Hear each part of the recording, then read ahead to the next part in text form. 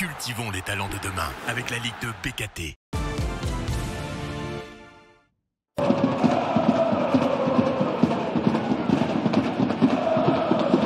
Grenoble 14e reçoit Pau 3e. Avant la trêve, les Grenoblois ont su se montrer efficaces en s'imposant 4-2 à Reims.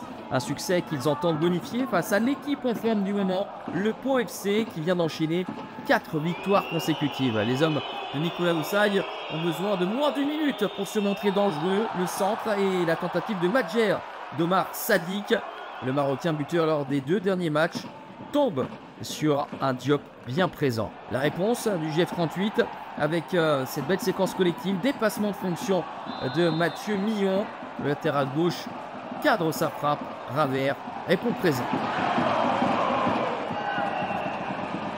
Les hommes de Franck Rizzetto utilisent la vitesse de leurs attaquants et les transitions à mener. Yadali Diaby pour Nesta Elfej.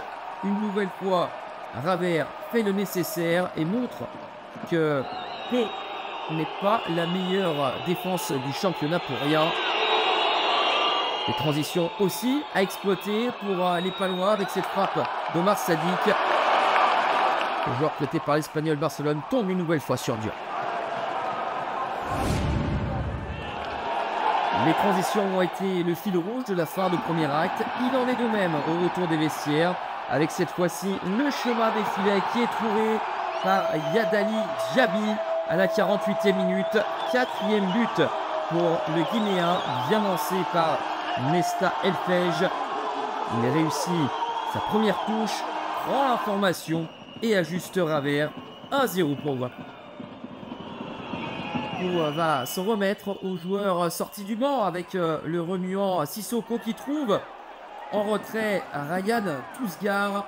Il s'était évertué à cadrer le Marocain. Et Diop se couche rapidement au sol. Ça devient plus dur pour Grenoble car Pau pousse allègrement une nouvelle fois le pied gauche de Ryan Tousgar. C'est cadré mais pas suffisamment placé. Les Palois ont beaucoup tenté, 24 tirs et à l'issue du 6e tir cadré de la rencontre, l'égalisation va arriver grâce à Cheikh Fall à l'entrée du temps additionnel.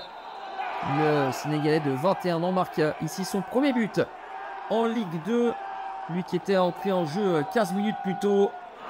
Un partout score final. Pau a certes l'amertume de ne pas pouvoir poursuivre sa série de victoires, mais se satisfera surtout de cette belle réaction pour éviter la défaite. Grenoble n'a pas pu tenir le résultat jusqu'au bout, mais aura livré une prestation cohérente face à une équipe de haut tableau. Devra en faire de même le week-end prochain face au Red Star.